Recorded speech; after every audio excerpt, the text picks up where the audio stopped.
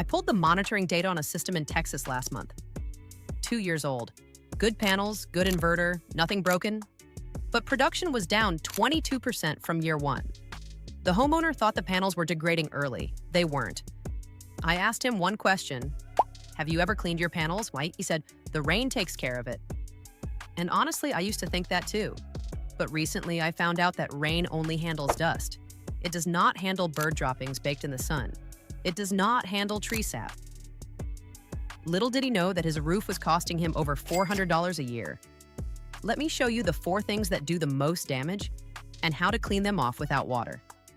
Starting with the most common and the most invisible, dust and pollen.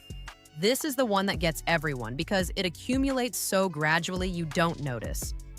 A thin film of dust doesn't look like much when you glance up at your roof. But over a few months, especially during spring pollen season, or if you're in a dry, dusty climate like Texas, Arizona, or parts of California, that layer blocks more light than you'd think.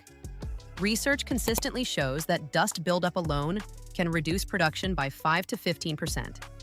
And here's the frustrating part. The loss is so gradual that your monitoring app just shows a slow downward trend. You assume it's seasonal variation. It's not, it's dirt. Number 2, and this one's actually worse than dust per square inch. Bird droppings. A single bird dropping doesn't just block light on the spot it's covering. It creates what's called a hot spot. The cells underneath that dropping can't produce power, but the current from the rest of the panel still has to flow through them.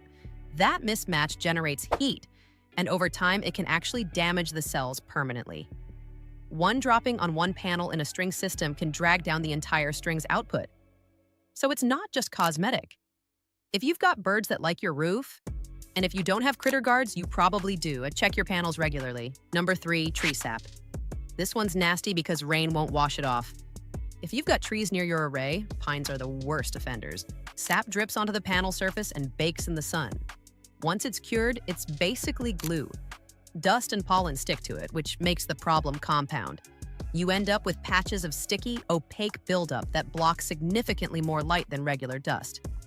The tricky part? Tree sap usually needs manual cleaning. Rain doesn't touch it. And if you use tap water and let it dry in the sun, the minerals in the water leave white spots that create their own efficiency loss. Which brings us to why waterless cleaning is actually the smarter move for most homeowners.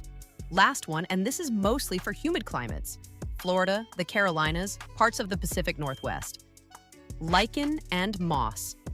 If your panels are in a shaded or partially shaded area with high humidity, organic growth can actually take root on the panel frame and edges, and eventually creep onto the glass. Once it's established, it's extremely difficult to remove without damaging the anti-reflective coating.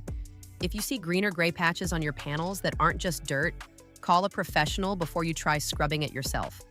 This is the one type of contamination where DIY cleaning can actually make things worse if you use the wrong tools. All right, so how do you actually clean your panels without water?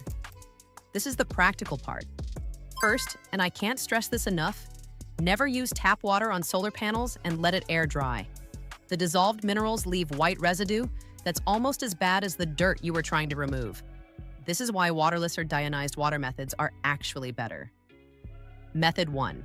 Soft bristle brush. Get a telescoping pole with a soft nylon or boar hair brush head. You can do this from the ground on most single-story homes. Gently sweep the dust off. No pressure, no scrubbing. Your panels have an anti-reflective coating that scratches easily. Light, sweeping strokes. Do this every 3 to 4 months or after pollen season. Method 2. Microfiber cloth with panel-safe spray. For bird droppings and tree sap, a damp microfiber cloth with a solar panel-specific cleaning spray works well. These sprays are designed to dissolve organic residue without damaging the coating.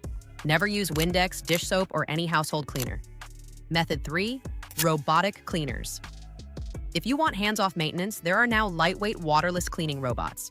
They cost a few $100, weigh about 13 pounds, and use dry brushes with suction to clean one panel at a time. Overkill for most homeowners, but if you've got a large array or mobility issues, they're worth a look.